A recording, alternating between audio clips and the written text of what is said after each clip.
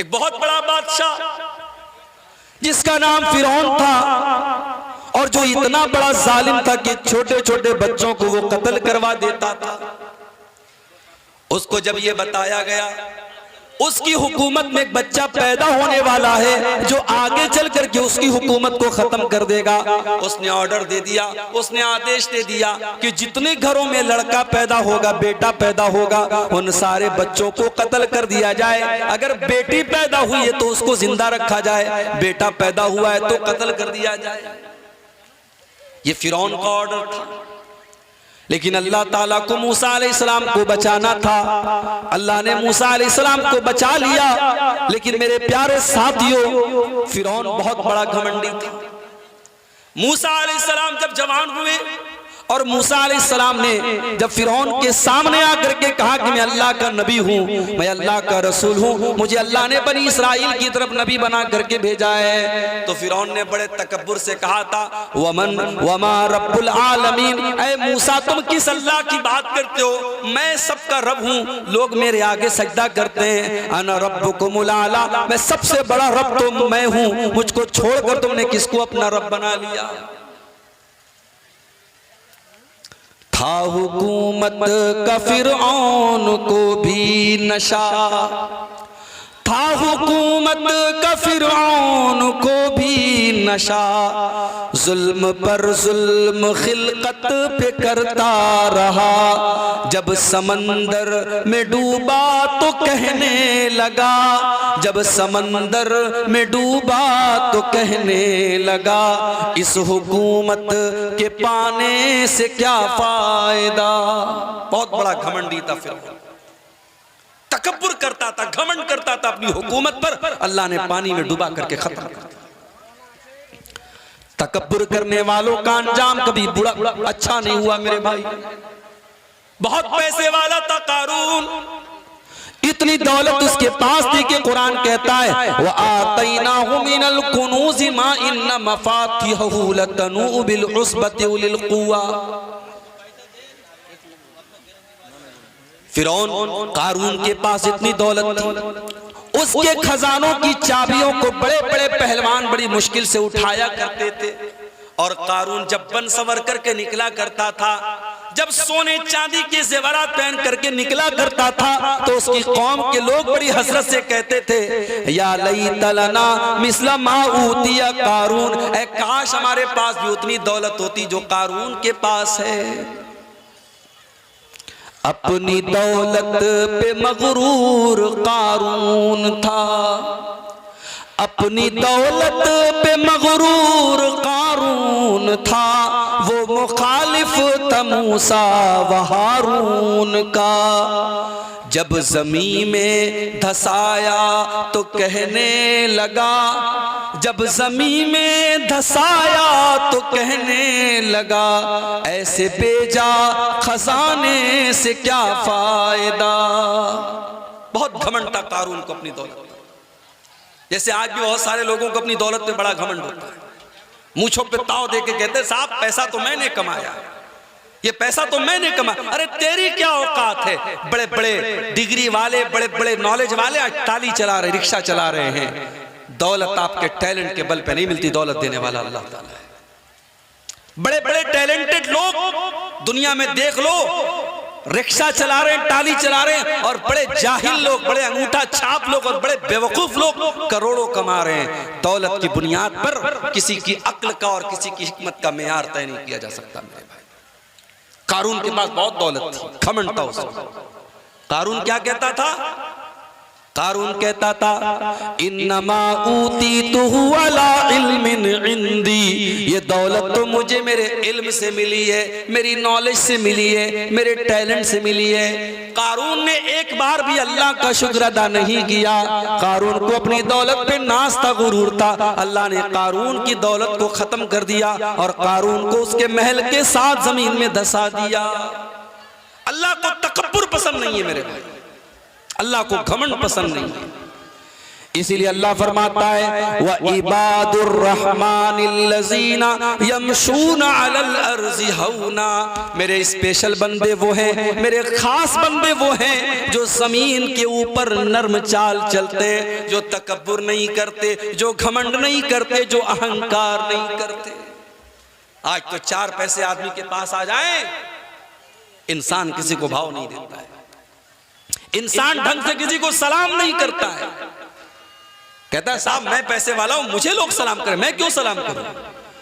इसीलिए अल्लाह के नबी ने कयामत की एक निशानी ये भी फरमाई थी, तस्लीमुल खासा, कयामत के पहले ऐसा दौर आएगा जब खास खास लोगों को सलाम किया जाएगा, बड़े बड़े सेठ जी को और बड़े बड़े दौलत वालों को देख करके सलाम किया जाएगा, कोई गरीबों को, कोई छोटे लोगों को सलाम नहीं करेगा। ओ लोगों, जरा अपने नबी की सीरत उठा के देखो, अल्लाह के प्यारे नबी मदीना के बाजार से जा रहे हैं, मदीना के बाजार से कोई लौंडी भी अगर अल्लाह के नबी से रास्ता पूछती तो अल्लाह के नबी खड़े होकर के उसको रास्ता बताया करते थे। अल्लाह के नबी के अंदर कोई घमंड नहीं था, कोई गुरूर नहीं था। अल्लाह के प्यारे नबी छोटे छोटे बच्चों से मिला करते थे तो सलाम किया करते थे, बच्चों के साथ लाड और प्यार किया करते थे।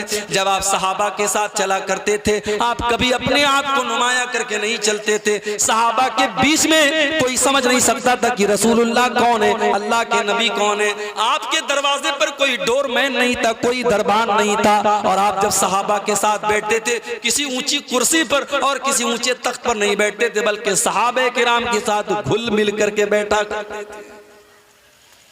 तो तकब्बुर करबेन ना, अहंकार करबेन ना।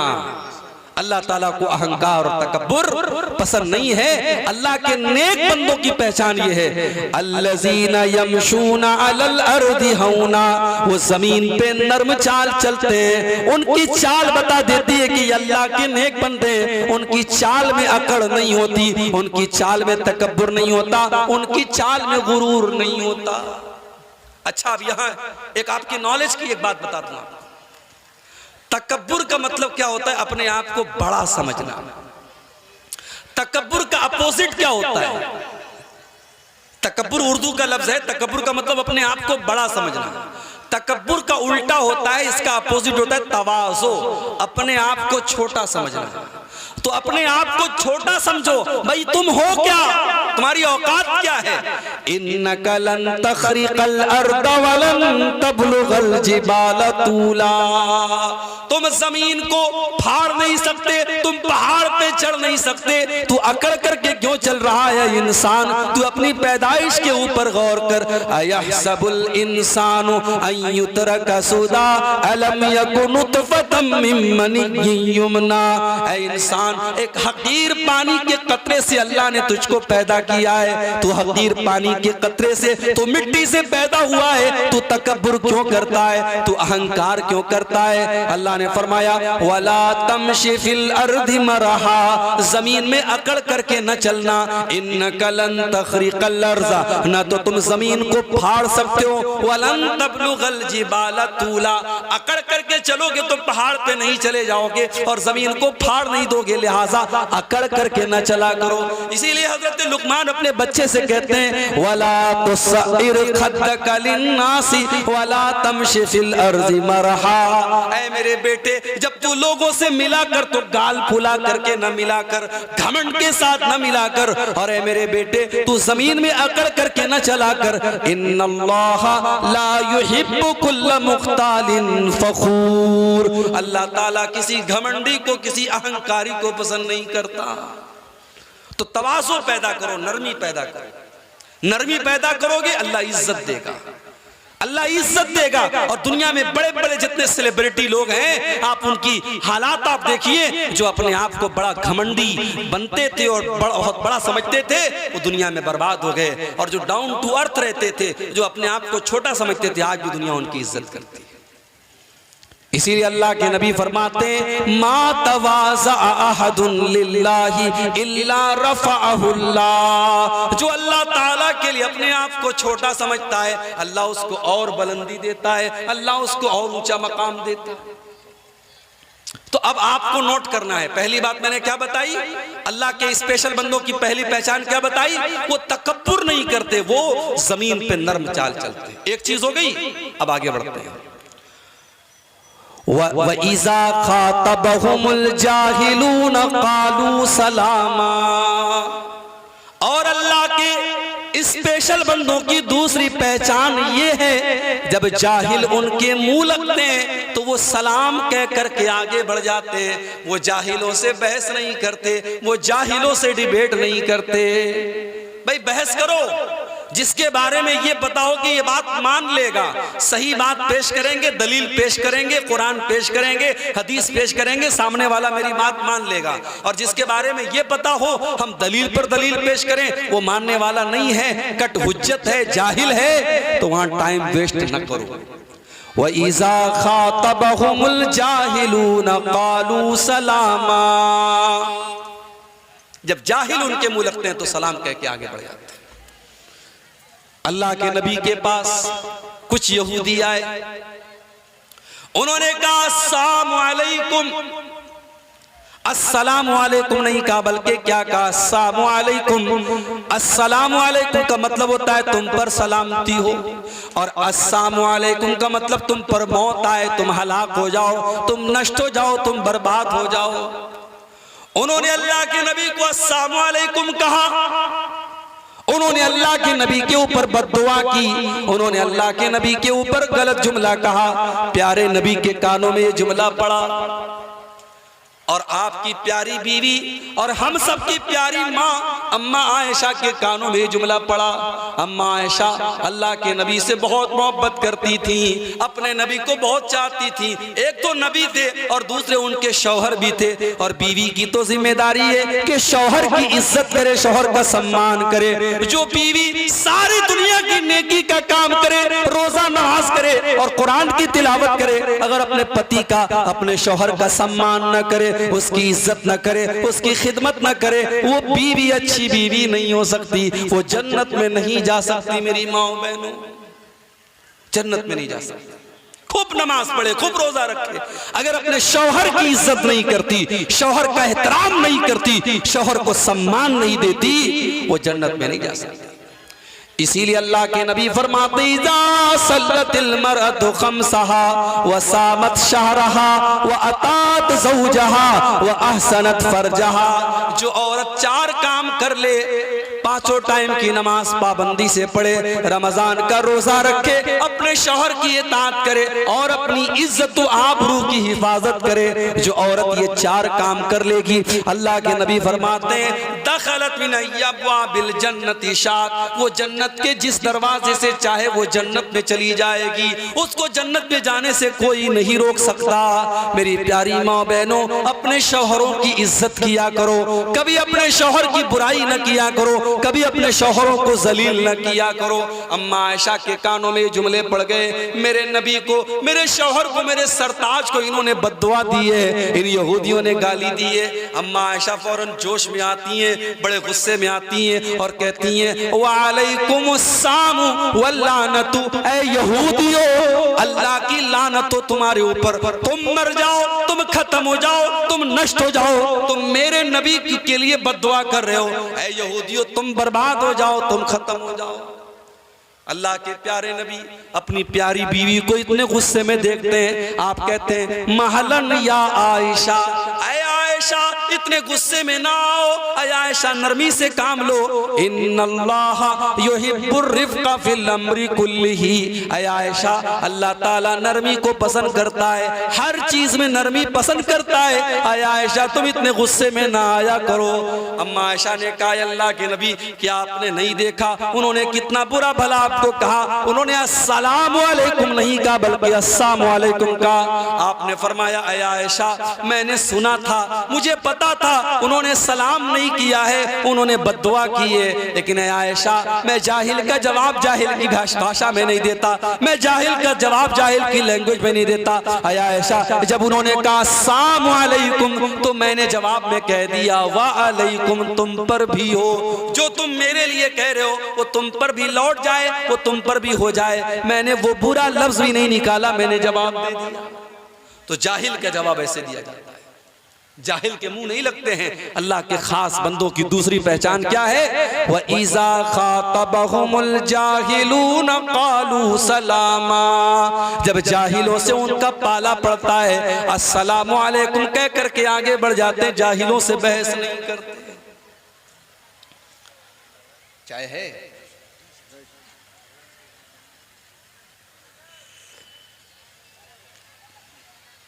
जाहिल किसको कहते हैं पता है?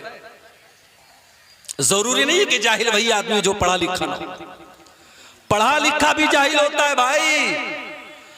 एक जाहिल हमारे पड़ोसी मुल्क में है, बड़ा बहुत ऊंची टोपी पहनता है, बहुत बड़ा अल्लामा उसको लोग कहते हैं वहां। अभी उसकी एक क्लिप मैंने सुनी इंटरनेट पर, उससे पूछा गया कि अल्लाह के नबी ने कब्र को पक्का करने से मना किया है, आप कब्र को पक्का करने से अल्लाह के नबी ने मना किया है, इस हदीस के बारे में आपका क्या कहना है? बिल्कुल क्लियर हदीस है अल्लाह के नबी की, नहा युजस्सल कब्रु, अल्लाह के नबी ने कब्र को पक्का करने से मना किया है।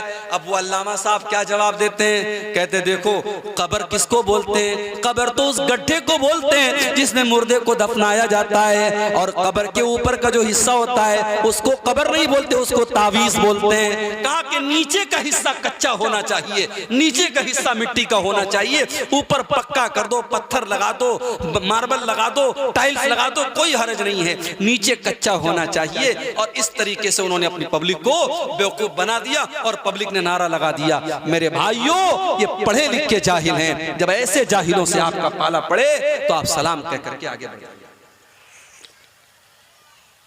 तो ये दो चीजें होंगी। पहली चीज, अल्लाह के खास बंदे जमीन पर नर्म चाल चलते हैं, और दूसरी चीज क्या है? जब जाहिलों से उनका पाला पड़ता है तो सलाम कह करके आगे बढ़ जाते हैं। बुझते पारेन? समझ में आ रही ना बात मेरी? चलिए आगे बढ़ते। तीसरी चीज, वल्लज़ीना यबीतूना लिरब्बिहिम सुज्जदन व क़ियामा, और अल्लाह के खास बंदों की तीसरी पहचान ये है, जब वो रात होती है, जब दुनिया अपने बिस्तर पर आराम करती रहती है, वो अल्लाह के बंदे अपने आराम को छोड़ करके, अपने बिस्तर को छोड़ करके अल्लाह की बारगाह में तहज्जुद की नमाज पढ़ते हैं, वो क़ियामुल लैल करते हैं, वो रात रात भर सजदा करते हैं, वो रात रात भर क़ियाम करते हैं। कहाँ गए वो नौजवान? वो नौजवान कहाँ गए जिनके बारे में कुरान कहता है ततजाफा जुनूबुहुम अनिल मज़ाजि'i यदऊना रब्बहुम खौफन व तमा। उनके पहलू, उनकी पीठ उनके बिस्तर से अलग होती है, वो रात में उठ करके अल्लाह को याद किया करते हैं, वो तहज्जुद पढ़ा करते हैं। आज का नौजवान तो रात को 2-2 बजे तक अपनी गर्लफ्रेंड से बातें करता है, रात को 3-3 बजे तक मोबाइल पर गंदे वीडियोस देखता है, और अपना पाकी के आलम में बिस्तर पे रात में सोता है। वो तो फजर भी नहीं पढ़ता है, वो तो 5 टाइम की नमाज भी नहीं पढ़ता है, वो तहज्जुद कहां से पढ़ेगा? मेरे भाई, आज इस कौम को क्या हो गया? इस कौम के नौजवानों को क्या हो गया? इस कौम का नौजवान आज रात रात भर अय्याशी कर रहा है, रात रात भर गलत बातें कर रहा है, रात रात भर नजरों का ज़िना कर रहा है। मेरे प्यारे साथियों, अल्लाह के खास बंदे वो हैं जो रात रात भर सजदा करते हैं, क़ियाम करते हैं, जो रात रात भर तहज्जुद की नमाज पढ़ते हैं।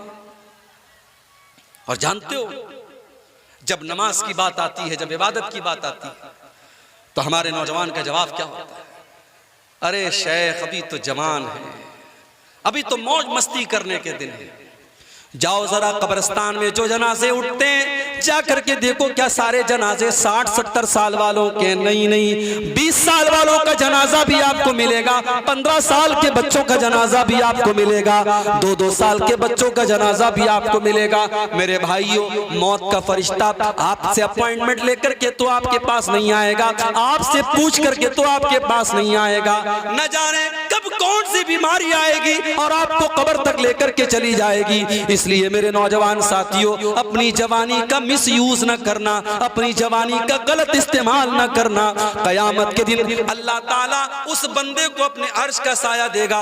वशाबुन नशा फी इबादतिल्लाह, वो नौजवान जिसकी जवानी अल्लाह की इबादत में गुजरी हो, जिसने रातों में तहज्जुद पढ़ी हो, जिसने रातों में क़यामुल लैल किया हो, जब दुनिया बिस्तरों पर सो रही हो वो रातों में उठ करके तहज्जुद पढ़ता हो, उस अल्लाह के नेक बंदे को कयामत के दिन कोई गर्मी नहीं लगेगी।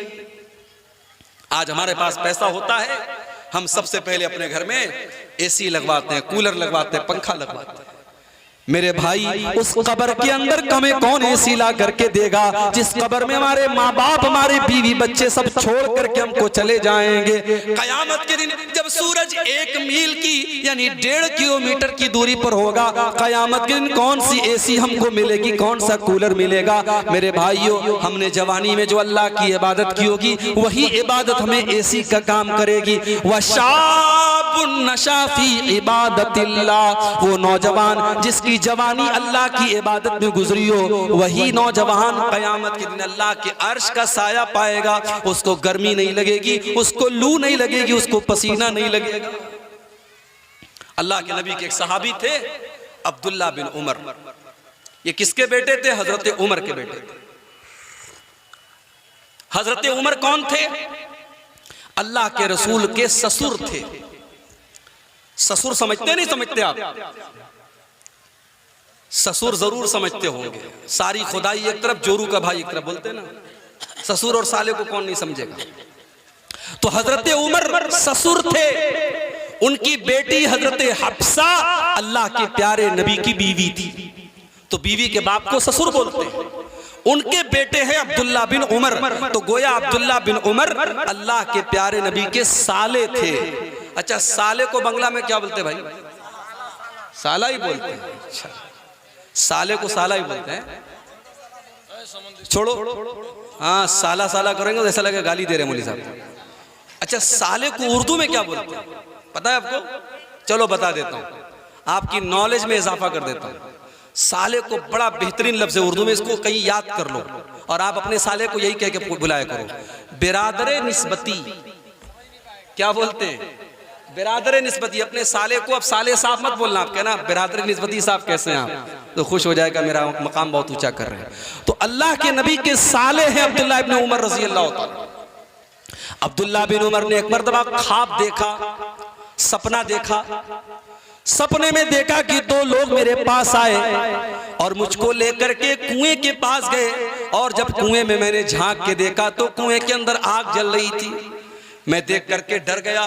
उन्होंने कहा तुम इसके अंदर नहीं जाओगे, और इतना कह करके मुझे वापस लेके आए, और फिर मेरी नींद खुल गई। मेरे पूरे चेहरे पर पसीना आ गया। मैं डर गया, कहीं ऐसा तो नहीं कि मैं जहन्नम में जाने वाला हूँ, कहीं ऐसा तो नहीं मेरे साथ कुछ बुरा होने वाला है। लेकिन उनकी हिम्मत नहीं पड़ रही थी कि अपने इस सपने के बारे में वो अल्लाह के नबी को कैसे बताएं। तो कभी कभी ऐसा होता है, जब आदमी कोई बात किसी को नहीं बता पाता है तो अपनी बहन को बताता है, अपनी बड़ी बहन को बताता है, अपनी दीदी को बताता है। हजरत अब्दुल्ला बिन उमर ने अपनी बहन हजरत हफ्सा से कहा कि मैंने ऐसा ऐसा ख्वाब देखा है, तुम एक काम करो, इस ख्वाब का मतलब अल्लाह के नबी से पूछ करके मुझको बता दो।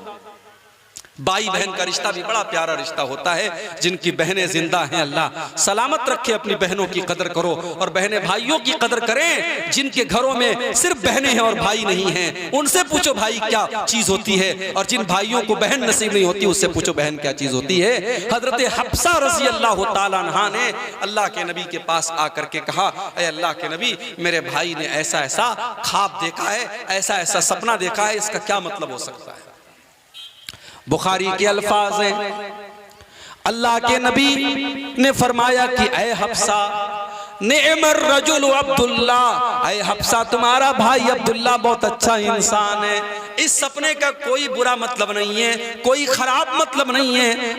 ऐ हफ्सा तुम्हारा भाई बहुत अच्छा इंसान है, बस एक बात की कमी है, लौ कान युसल्ली मिनल लैल। ऐ हफ्सा अपने भाई से कहो वो रात में जब इशा की नमाज पढ़ के घर जाता है तो सो जाता है, तुम्हारा भाई रात में सोता है और सीधे फजर की नमाज में उठता है, अपने भाई से कहो कि रात में उठ करके तहज्जुद पढ़ा करे, क़ियामुल लैल किया करे, रात को उठ करके अल्लाह की इबादत किया करे।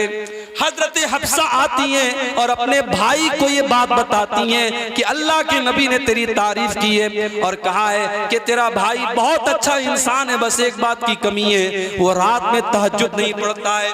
ओ मेरे नौजवान साथियों, रात रात भर जलसे आपने सुने हैं, तकरीरें आपने सुनी है, मगर एक कान से सुन करके दूसरे कान से उड़ा देने की हमारी और आपकी आदत है। जरा अब्दुल्ला बिन उमर को देखो, जब उनके कानों में अल्लाह के नबी के ये जुमले पड़ गए कि अल्लाह के नबी ने मेरी तारीफ की है और ये कहा है कि अब्दुल्ला बहुत अच्छा इंसान है, बस एक बात की कमी है, वो रात में तहज्जुद नहीं पढ़ता है। बुखारी के अल्फाज है, फकाना ला यनामु मिनल लैली इल्ला कलीला।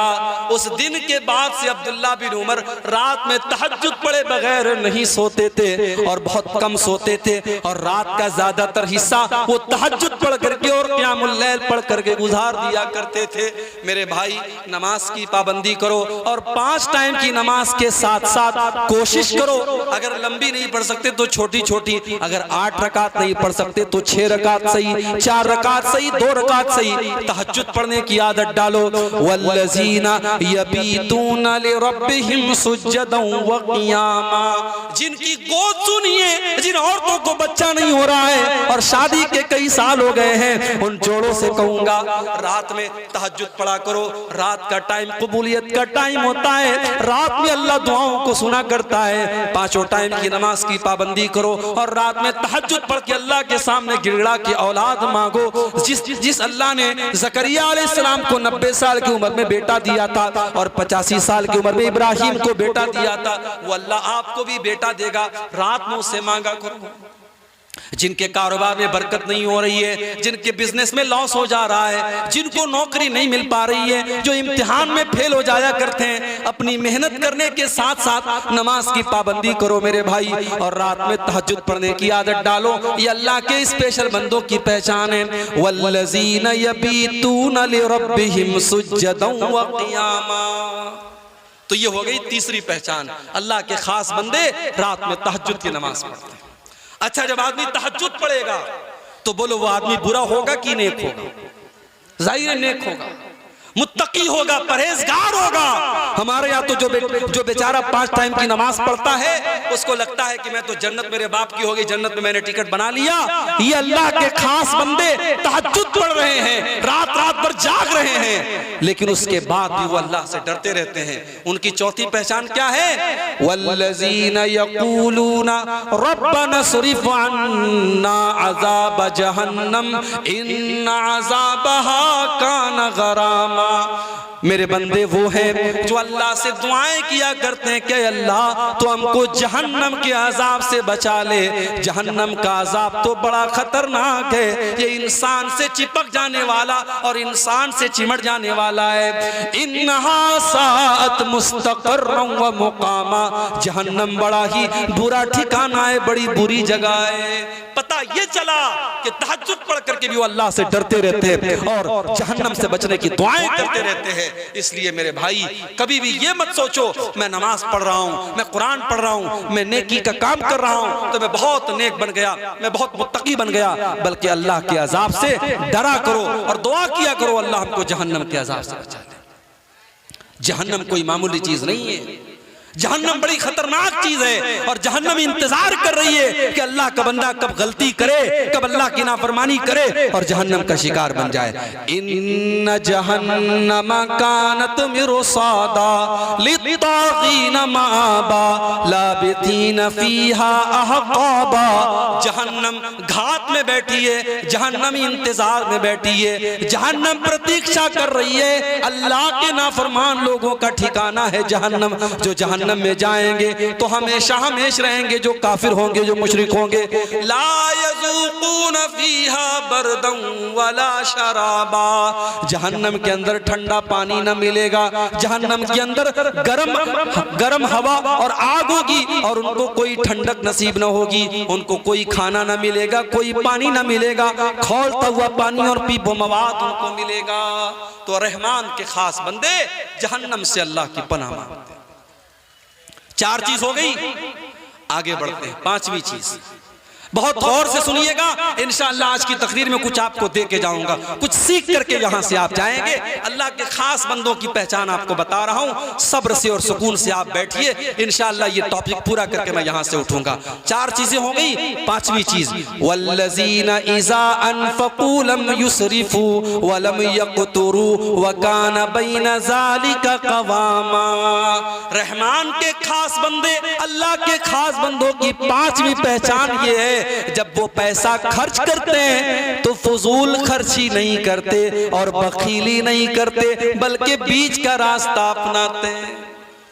मेरे व्हाट्सएप पर किसी ने बड़ा अच्छा एक पोस्ट भेजा था, लिखा था मुसलमानों की अमीरी देखना हो, मुसलमानों की दौलत देखना हो, इनकी शादियां देख लो, इनकी पार्टीज देख लो, इनकी सगाई की पार्टी देख लो, इनकी मंगनी की पार्टी देख लो, और मुसलमानों की गरीबी देखना है, इनकी मस्जिद के इमाम की तनख्वाह देख लो, इनके मदरसे के टीचर की तनख्वाह देख लो, इनके मुअज्जिन की तनख्वाह देख लो। मुअज्जिन को तनख्वाह कितनी 2000, इमाम को तनख्वाह कितनी 4000, टीचर को तनख्वाह कितनी 5000। अरे 5000 का तो तू महीने में गुटखा खा जाता है, 5000 की तू पान खा जाता है, 5000 की तू बीड़ी और सिगरेट पी जाता है, और तू उस मौलवी को 5000 देके कहता है कि तू अपने बाल बच्चों का पेट पाल ले। शर्म नहीं आती? शर्म करो। जो कौम अपने आलिमों को इज्जत नहीं करती वो कौम कभी कामयाब नहीं हो सकती।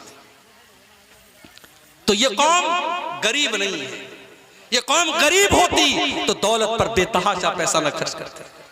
बनारस में एक आदमी की शादी, अपने लड़के की शादी की उसने, तो लड़की वालों से डिमांड की, हम बहुत बड़े लोग हैं, हम बारात लेके आएंगे, हमारे लिए बनारस का सबसे कीमती लॉन बुक होना चाहिए। मुझे मेरे बनारस के भाइयों ने बताया कि उस लड़की का बाप भी चूंकि बहुत पैसे वाला था, उसने अपने बारातियों के लिए जो लॉन बुक किया, एक दिन के सिर्फ लॉन की कीमत, अभी खाने की बात छोड़ दो, खाना कितना महंगा रहा होगा, सिर्फ लॉन की कीमत, लॉन के अंदर जो डेकोरेशन था, जो कुर्सियां थी, जो टेंट लगा था, उस लॉन की कीमत 8 लाख रुपए थी।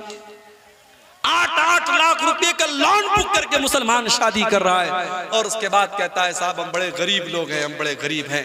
तेरी शादियों से तो नहीं लगता तू गरीब है, तेरी लड़कियों के ज़ेवरात से नहीं लगता तू गरीब है, तेरी फजूल खर्चियों से नहीं लगता तू गरीब है। हाँ, मस्जिद में देने की बात आएगी, मदरसे में देने की बात आएगी तो तेरे जेब से 10 का नोट निकलेगा, तेरे जेब से 20 का नोट निकलेगा। मेरे भाइयों, माल आपका नहीं है, माल आपका नहीं है, माल अल्लाह का है।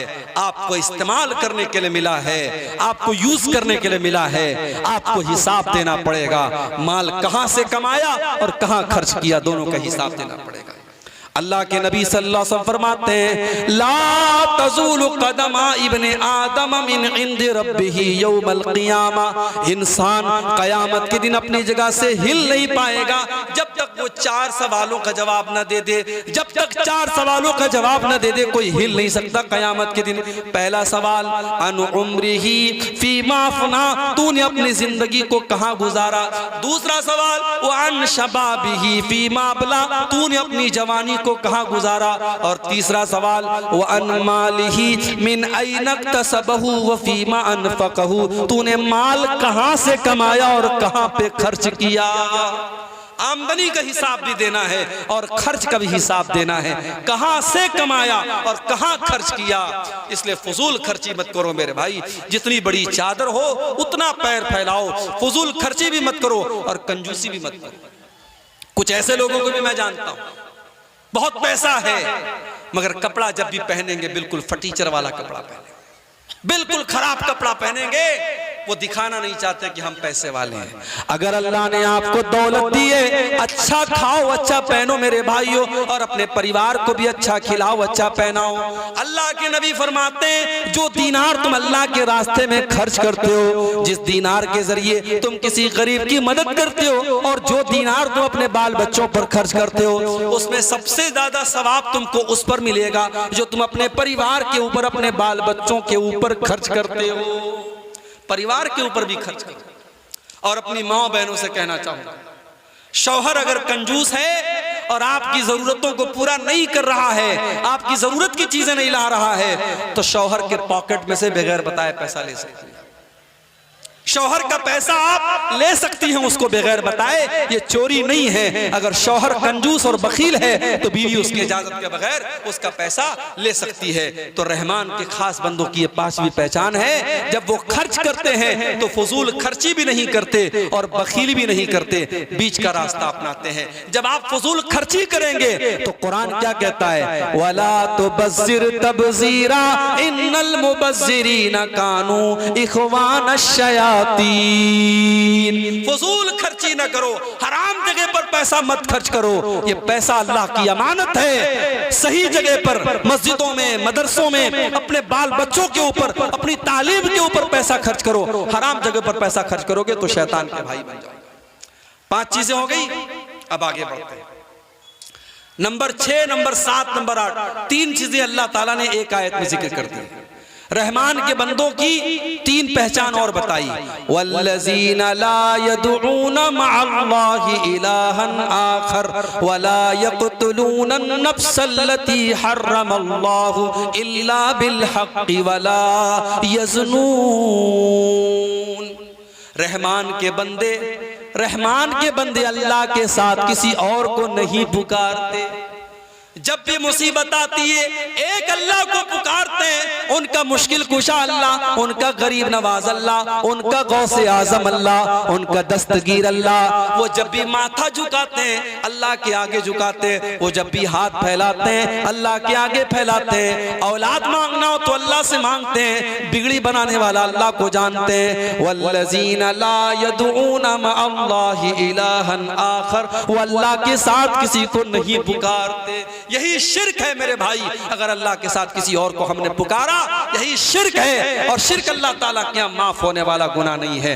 इन्न शिर्का लज़ुल्मुन अज़ीम, शिर्क दुनिया का सबसे बड़ा गुनाह है। और अल्लाह फरमाता है इन्नल्लाहा ला यग़फ़िरु अन युशरक बिही व यग़फ़िरु मा दून ज़ालिका लिमन यशा। अल्लाह ताला शिर्क को माफ नहीं करेगा, उसके सिवा कोई और गुनाह करोगे अल्लाह माफ कर देगा। आज का मुसलमान कब्रों पे जाके सजदा कर रहा है, मज़ारों पे जाके सजदा कर रहा है, लाल काले पीले धागे बांध करके उसको मुश्किल कुशा समझ रहा है और गले में तावीज़ पहन रहा है और अपने बुजुर्गों और पीरों के सामने सजदा कर रहा है। मौलाना हाली ने 100, 125, 150 साल पहले कहा था, करे गैर गर्बुत की पूजा तो काफिर, कवाकिब में माने करिश्मा तो काफिर, झुके आग पर बहरे सजदा तो काफिर, जो ठहराए बेटा खुदा का तो काफिर, मगर मोमिनों पर कुशादा है राहें, परस्तिश करे शौक से जिसकी चाहे, नबी को जो चाहे खुदा कर दिखाए, इमामों का रुतबा नबी से बढ़ाएं, मज़ारों पे जा जा के नजरें चढ़ाएं, शहीदों से जा जा के मांगे दुआएं, न तौहीद में कुछ फर्क इससे आवे, न इस्लाम बिगड़े न ईमान जावे। मेरे भाइयों, जो काम गैर मुस्लिम अपनी मूर्तियों के साथ कर रहा है वही काम आप मजार और कब्र के साथ करेंगे, वो काफिर है, वो जहन्नमी है, और आप पक्के मुसलमान हैं। ये नहीं हो सकता, ये डबल स्टैंडर्ड नहीं हो सकता, ये दोगलापन नहीं हो सकता, ये दोहरा मेयार नहीं हो सकता। जब आपने नमाज में कहा इय्याका नअबुदु व इय्याका नस्तईन, ऐ अल्लाह हम तेरी इबादत करते हैं और तुझी से मदद मांगते हैं, और मस्जिद के बाहर निकल के कहते हो या अली मुश्किल कुशा, या खाजा गरीब नवाज, और दुकान का नाम रखते हो केजीएन और वाई केजीएन, ये नहीं चलेगा। शिर्क अल्लाह ताला क्या माफ नहीं होगा। रहमान के खास बंदे शिर्क नहीं करते। और अगली चीज क्या है, वला यक़्तुलून नफ्सल्लती हर्रमल्लाहु इल्ला बिलहक़्क़ि, और अल्लाह के बंदे किसी निर्दोष की हत्या नहीं करते, किसी बेकसूर को कत्ल नहीं करते। इस्लाम का मानने वाला आतंकवादी नहीं हो सकता। इस्लाम का मानने वाला वो इंसान है जिसने उत्तराखंड में सुरंग के अंदर फंसे हुए 15 नौजवान, 15 मजदूर 15 दिन से फंसे हुए थे, उन मजदूरों को निकाल वालों में एक मुसलमान लड़का कुरैशी, उसका नाम कुरैशी खानदान का वो लड़का, मुसलमान लड़का, उसने अपना दिमाग लगा करके, अपना टैलेंट लगा करके उन मजदूरों को निकाला था। मेरे भाइयों, हमारा इतिहास रहा है, हमने जानों को बचाया है, हमने जान नहीं ली है। हमने तो देश को आजाद करने के लिए हमारे उलमा ने अपना खून बहाया है और काला पानी की सजाओं को झेला है। हाँ, इस्लाम का नाम लेकर के कोई अगर निर्दोषों की हत्या करता है उसके लिए इस्लाम जिम्मेदार नहीं है, उसके लिए इस्लाम को ब्लेम नहीं किया जा सकता है। इस्लाम तो क्या कहता है, एक निर्दोष की हत्या करने वाला पूरी मानवता को कत्ल करने वाला है। मन कतल नफ्सन बिगैरि नफ्सिन औ फसादिन फिल अर्ज़ि फकअन्नमा कतल अन्नास जमीआ। एक इंसान की हत्या करने वाला पूरी इंसानियत का हत्यारा है। वमन अहयाहा फकअन्नमा अहया अन्नास जमीआ। और एक इंसान की जान बचाने वाला पूरी इंसानियत की जान बचा रहा है। मुसलमान जान बचाता है, मुसलमान जान लेता नहीं है। और ये उत्तराखंड के उस नौजवान ने पूरी दुनिया को यह मैसेज दिया है। लॉकडाउन में मुसलमानों ने सफर से आने वाले मुसाफिरों को और मजदूरों को खाना खिलाया और पानी पिलाया, और सरकार ने और हुकूमत के लोगों ने और फिरका परस्तों ने उन्हीं लोगों को बदनाम किया और मीडिया वालों ने उन्हीं लोगों को बदनाम किया। नहीं मेरे भाई, मुसलमान इस देश में हमेशा जब भी कोई संकट आया, कोई मुसीबत आई, मुसलमान हमेशा साथ देने वाला और मुसीबतों में लोगों की मदद करने वाला रहा है। हमारा इतिहास इस बात का साक्षी रहा है, हमारी तारीख इस बात की गवाह रही है। वल्लज़ीना ला यक़्तुलून नफ्सल्लती हर्रमल्लाहु इल्ला बिल हक़्क़ि। अल्लाह के खास बंदे किसी को कत्ल नहीं करते, किसी की जान नहीं लेते, किसी बेकसूर की हत्या नहीं करते। वला यज़नून, और वो ज़िना नहीं करते, वो बदकारी नहीं करते, ज़िना नहीं करते। ज़िना क्या है? मर्द और औरत का गैर शरई तरीके से, नाजायज तरीके से ताल्लुक कायम करना। इस्लाम ने लड़का लड़की जवान हो गए, शादी के काबिल हो गए, इस्लाम ने शादी का ऑप्शन दिया है। अपने लड़कों की शादी समय पर कराओ, अपनी लड़कियों की शादी समय पर कराओ, और शादी के रस्म रिवाज को तोड़ दो। ये दहेज का चक्कर छोड़ दो, ये बारात का चक्कर छोड़ दो। जब तक आप निकाह को आसान नहीं करेंगे, ज़िनाकारी को रोकना बहुत मुश्किल हो जाएगा। इसीलिए अल्लाह के नबी फरमाते हैं, इज़ा खतब इलैकुम मिम्मन तर्ज़ौना दीनहु व जब तुम्हारी लड़कियों के लिए ऐसा रिश्ता आ जाए, लड़का दीनदार है, लड़का अच्छा अखलाक वाला है, लड़का अच्छे घर वाला है, अपनी लड़कियों की शादी उससे कर दो। इल्ला तफअलू, अगर तुम ऐसा नहीं करोगे, तकुन फितनतुन फिल अर्ज़ि, तो जमीन में बहुत सारा फितना फैल जाएगा, व फसादुन अरीज़, और बहुत सारा फसाद फैल जाएगा। आज निकाह मुश्किल हो गया और ज़िना आसान हो गया। आज फेसबुक की चैटिंग और व्हाट्सएप की चैटिंग के जरिए आज नौजवान लड़का लड़की एक दूसरे से बातें करते हैं और फिर बाद में जाकर के मुलाकात तक होती है और होटल के कमरों में जाकर के ज़िना तक होता है। मेरे भाइयों, इस कौम का नौजवान आज ज़िनाकारी की तरफ भी जा रहा है। और इसीलिए अल्लाह जब कुरान में ज़िना का जिक्र करता है तो अल्लाह ये नहीं कहता है कि ज़िना मत करो, बल्कि अल्लाह क्या कहता है, वला तक़रबुज़्ज़िना इन्नहु काना फ़ाहिशतन व साअ सबीला। ज़िना के करीब भी न जाना, ज़िना के पास भी न जाना, ये बड़ा ही गंदा रास्ता है।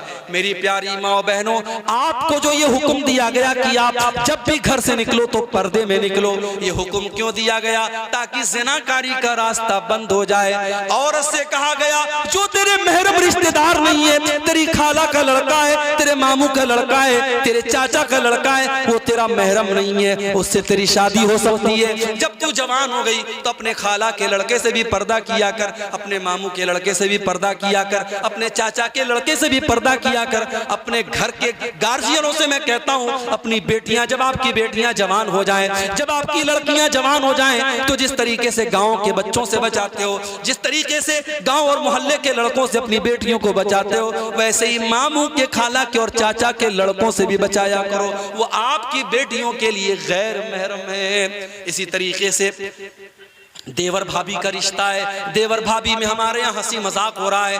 देवर भाभी को बाइक पर बिठा करके घूम रहा है और भाभी अपने देवर के कंधे पर हाथ रख के जा रही है और जीजा और साली साथ में घूम रहे हैं। मेरे भाइयों, ये ज़िनाकारी के चोर दरवाजे, ये ज़िनाकारी तक समाज को लेके जाने वाले रास्ते हैं। इसीलिए इस्लाम ने हर वो चोर दरवाजा बंद कर दिया जहां से समाज के अंदर ज़िनाकारी आ सकती है। और अल्लाह ने साफ कह दिया, वला तक़रबुज़्ज़िना, ज़िना के करीब भी न जाना, कोई ऐसा काम न करना जिससे तुम ज़िना के करीब जाओ, इसलिए कि ज़िना बहुत गंदा काम और बहुत बुरा रास्ता है। तो रहमान के बंदे ज़िना नहीं करते, शिर्क नहीं करते, कत्ल नहीं करते, ज़िना नहीं करते। और ये तीन सबसे बड़े बड़े पाप हैं। अल्लाह के नबी से पूछा गया सबसे बड़ा पाप क्या है?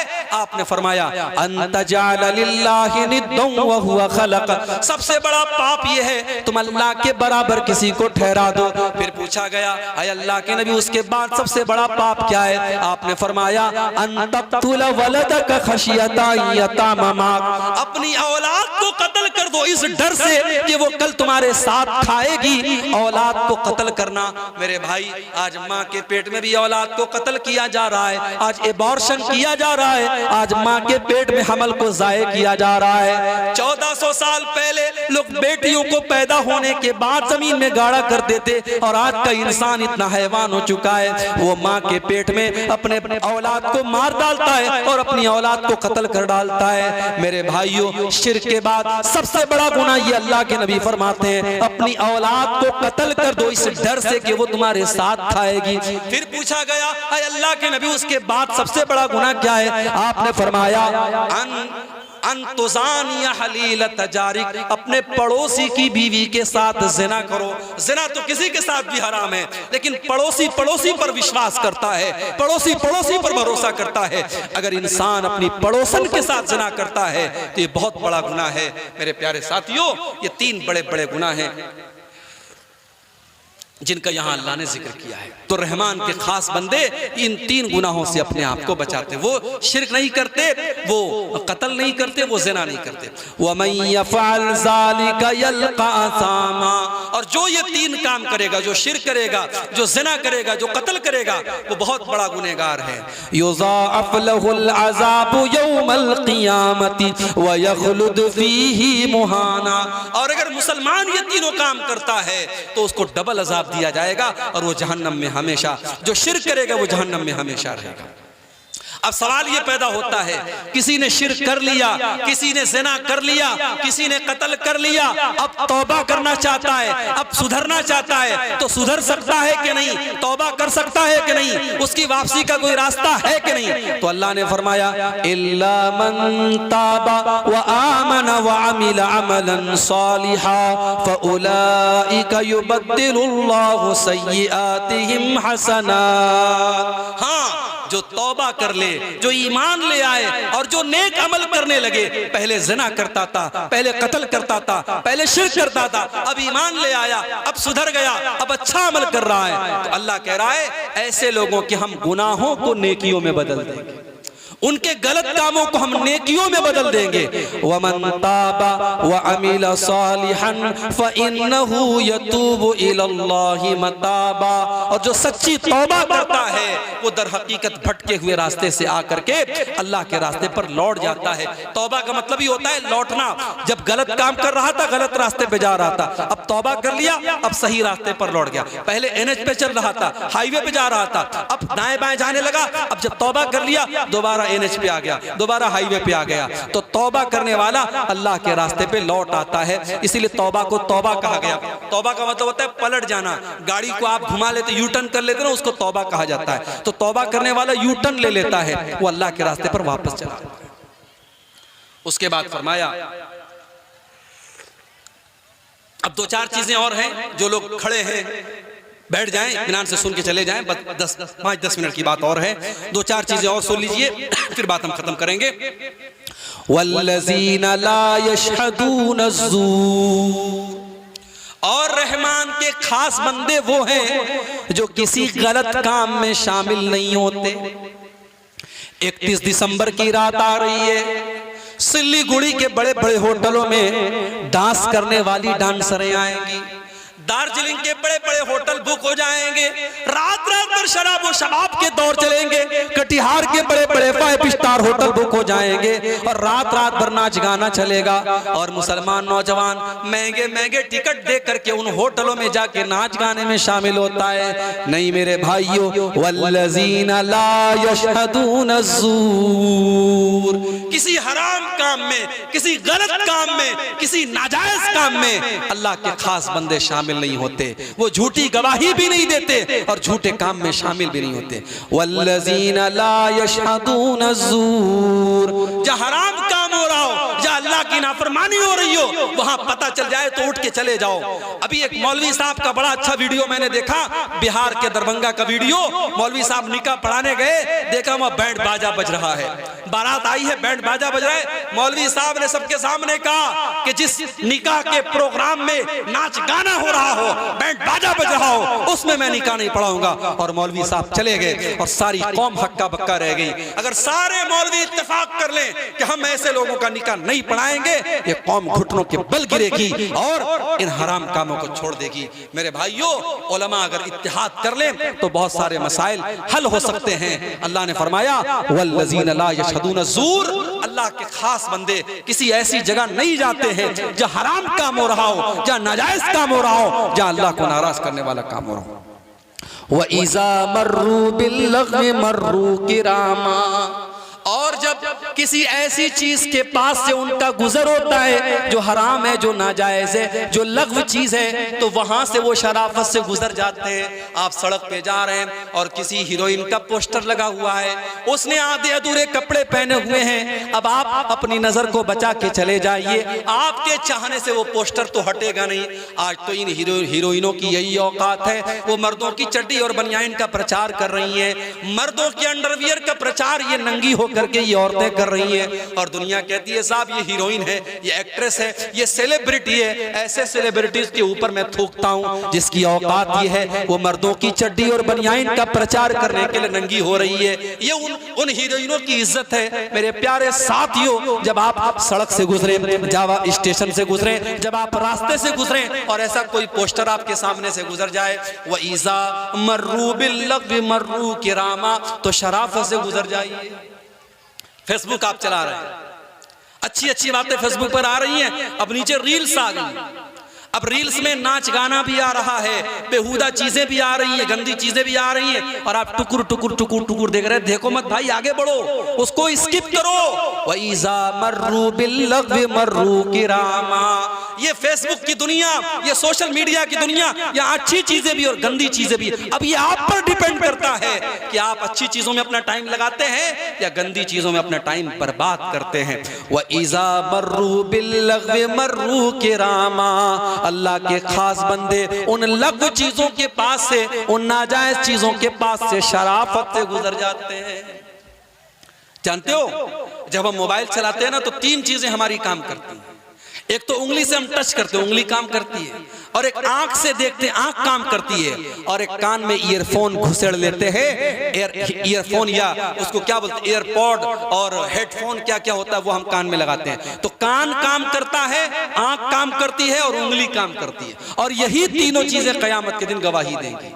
अल्लाह फरमाता है हत्ता इज़ा मा जाऊहा शहीद अलैहिम समउहुम व अबसारुहुम व जुलूदुहुम बिमा कानू यअमलून। क़यामत के दिन तेरी आंख तेरे खिलाफ गवाही देगी, तेरे कान तेरे खिलाफ गवाही देंगे, और तेरे बदन की चमड़ी तेरे खिलाफ गवाही देगी।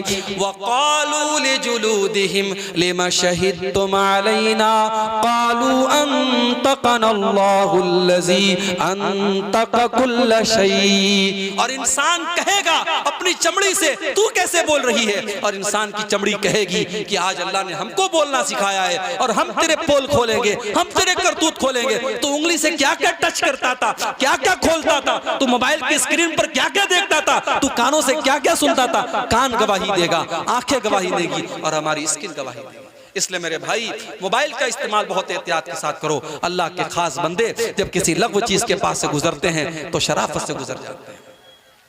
वल्लज़ीना इज़ा ज़ुक्किरू बिआयाति रब्बिहिम लम यख़िर्रू अलैहा सुम्मन व उम्याना।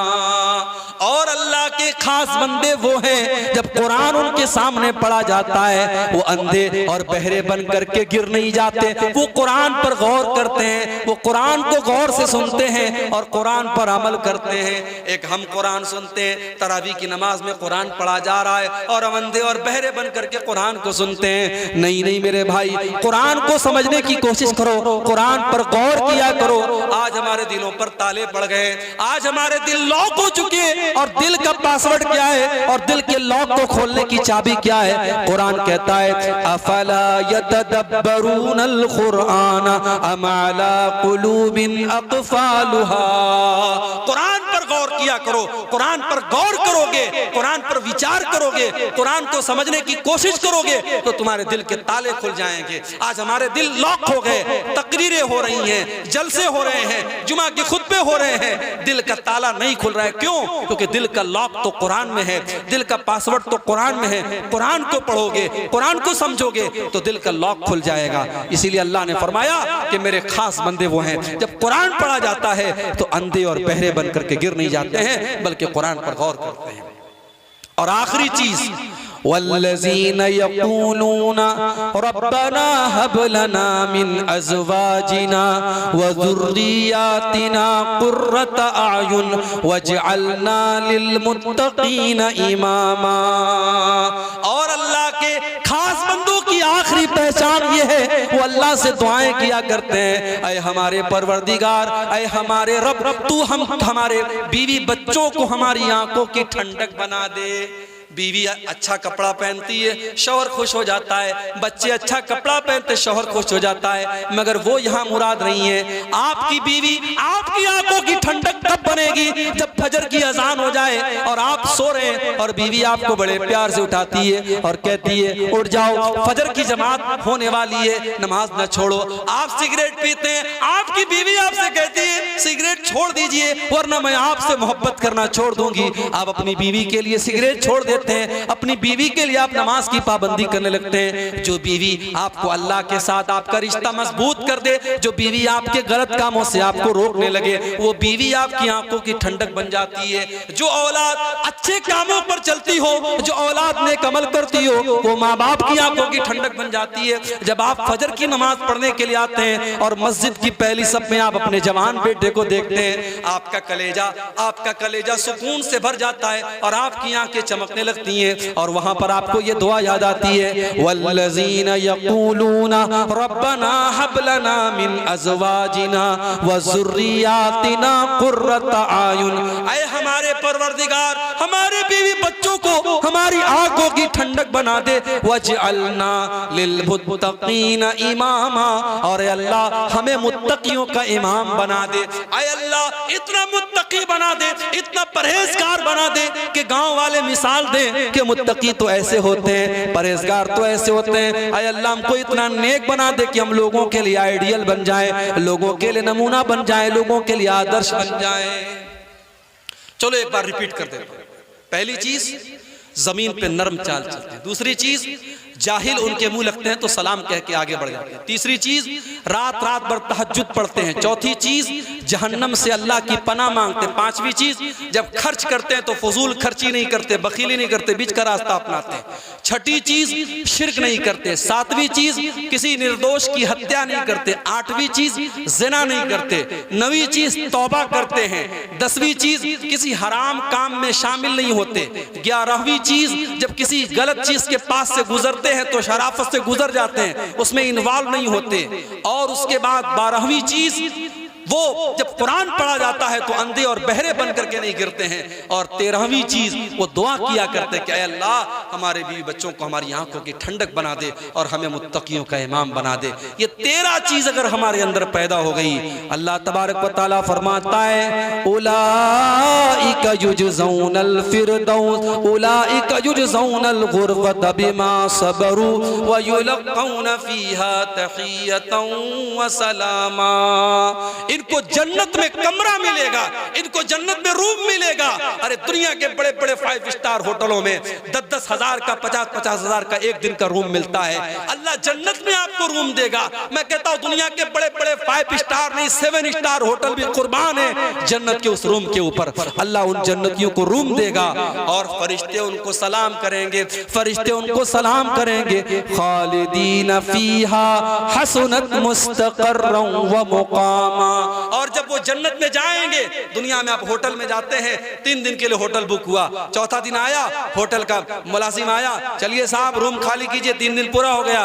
मगर जन्नत में आपको रूम नहीं खाली करना है, जन्नत का रूम परमानेंट आपका हो जाएगा, जन्नतियों को हमेशा जन्नत मिलेगी। मेरे भाइयों, ये 13 चीजें अपने अंदर पैदा कर लो, ये 13 चीजें अपने अंदर पैदा कर लो। ये 13 चीजें अगर पैदा हो गई तो इंशाअल्लाह अल्लाह हमें जन्नत में दाखिल करेगा और जन्नत में हमेशा रहेंगे। इन आयतों में अल्लाह ताला ने अपने कुछ स्पेशल बंदों का जिक्र किया, अपने कुछ विशेष, कुछ खास बंदों का जिक्र किया। बंदे तो सब हैं अल्लाह भाई, काफिर भी अल्लाह का बंदा है, मोमिन भी अल्लाह का बंदा है, नमाज पढ़ने वाला भी अल्लाह का बंदा है, बेनमाजी भी अल्लाह का बंदा है, मुत्तकी और परहेजगार भी अल्लाह का बंदा है, और हराम खोर और ज़िनाकार और सूदखोर भी अल्लाह का बंदा है। बंदे तो सब हैं अल्लाह। मगर यहां अल्लाह ताला ने अपने कुछ बंदों का नाम लेकर के कहा कि ये मेरे बंदे हैं। उसको एक मिसाल से समझो। एक बाप के 5 बेटे,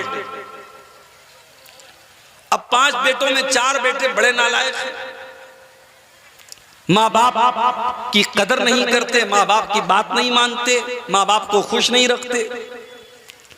एक बेटा ऐसा है जो बाप की बड़ी कदर करता है, माँ की बड़ी खिदमत करता है, माता पिता की बड़ी सेवा करता है। तो बाप कभी कभी कहता है कि यार मेरा बेटा तो वो है। इसका मतलब ये नहीं कि बाकी 4 उसके बेटे नहीं है, बेटे तो सब हैं उसके, लेकिन बाप जब तारीफ करता है तो कहता है मेरा बेटा तो वो है। बाप के कहने का मतलब यह होता है कि मेरे 5 बेटों में सबसे लायक बेटा, सबसे योग्य बेटा, सबसे ज्यादा फर्मा बरदार बेटा, सबसे ज्यादा खिदमत गुजार बेटा मेरा वो बेटा है जो मेरी बात मानता है। अब यहां अल्लाह ताला ने अपने कुछ खास बंदों का जिक्र किया है और उनकी कुछ खूबियां बयान की हैं, कुछ विशेषताएं, कुछ क्वालिटीज बयान की। और आज की मेरी तकरीर का जो टॉपिक है, मेरे वक्तव्य का जो विषय है, वो इन्हीं अल्लाह के रहमान के बंदों की विशेषताएं, इनकी खूबियां, इनकी क्वालिटीज, इन्हीं को मैं इंशाअल्लाह आज आपके सामने बयान करूंगा। तो आइए कुरान का 19वां पारा खोलते हैं, सूरह फुरकान की आखिरी आयत है। व इबादुर रहमानिल्लज़ीना यमशूना अलल अर्दि हौना। रहमान के बंदे, अल्लाह के बंदे वो हैं जो जमीन के ऊपर नर्म चाल चलते हैं, जो तकब्बुर नहीं करते, जो घमंड नहीं करते, जो अहंकार नहीं करते, जिनके अंदर ईगो नहीं होता, जिनके अंदर तकब्बुर नहीं होता, जिनके अंदर घमंड नहीं होता। घमंड करना किसकी पहचान है? घमंड करना तो शैतान की पहचान है। अल्लाह ने कहा है फरिश्तों तुम आदम के आगे सजदा करो। सारे फरिश्तों ने सजदा किया। इबलीस जिन्नात में से था लेकिन फरिश्तों के साथ रहता था। जब अल्लाह ने कहा फरिश्तों तुम सजदा करो तो सजदे के हुक्म में इबलीस भी शामिल था, मगर इबलीस ने सजदा नहीं किया। इबलीस ने कहा मैं सजदा नहीं करूंगा। क्यों?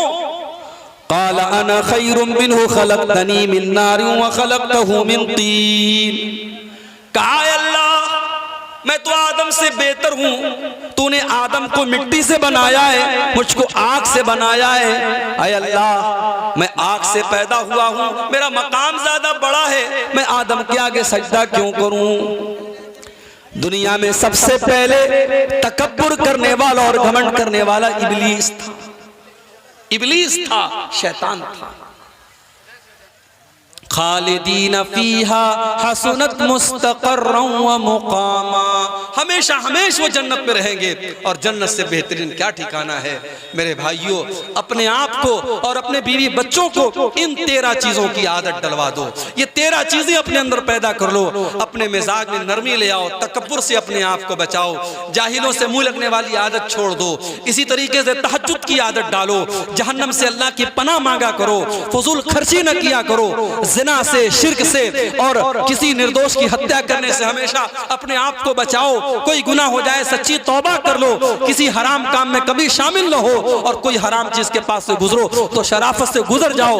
कुरान पर गौर किया करो और इसी तरीके से अपने बीवी बच्चों के लिए दुआ किया करो। ये चंद चीजें हैं, अगर अपने अंदर हम पैदा कर ले तो अल्लाह का वादा है, अल्लाह ऐसे लोगों को जन्नत अता फरमाएगा। हम अल्लाह से दुआ करते हैं, रब्बुल आलमीन इन 13 चीजों पर हम सबको अमल करने की तौफीक अता फरमा। ऐ अल्लाह, अपने उस स्पेशल बंदों में, अपने उन खास बंदों में, ऐ अल्लाह हम गुनहगार बंदों को भी तू शामिल फरमा दे।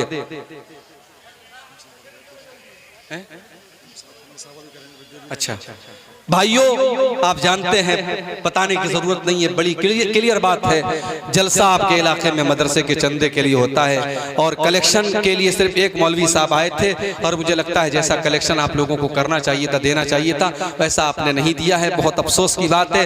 महीनों की मेहनतों वल्लज़ीन यक़ूलून रब्बना स्रिफ़ अन्ना अज़ाब जहन्नम इन्न अज़ाबहा कान गरामा इन्नहा साअत मुस्तक़र्रन व मुक़ामा।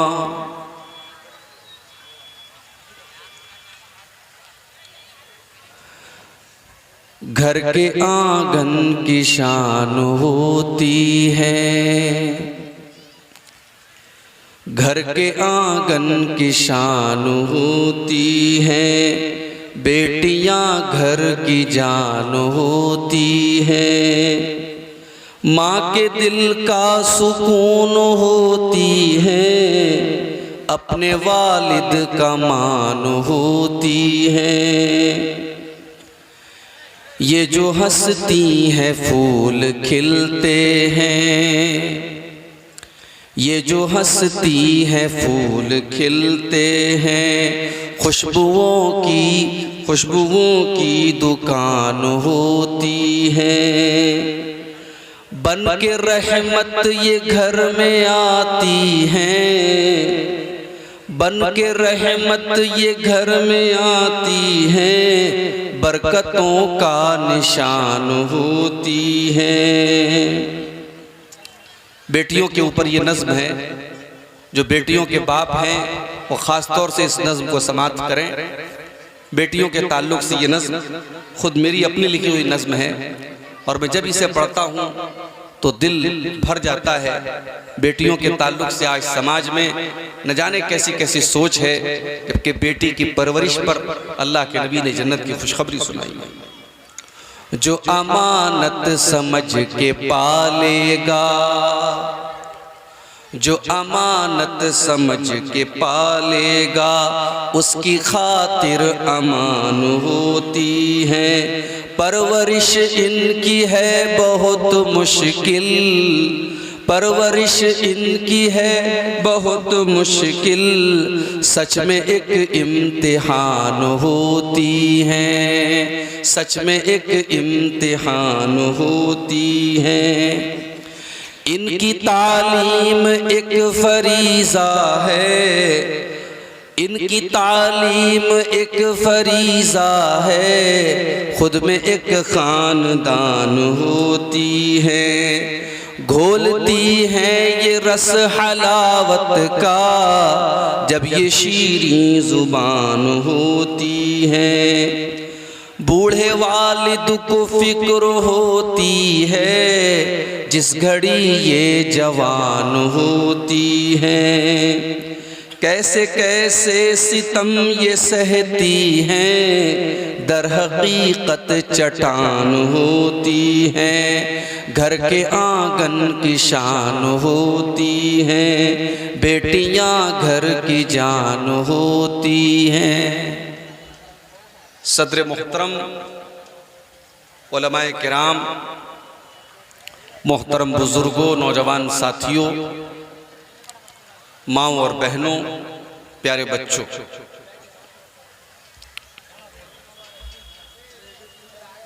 आज का ये प्रोग्राम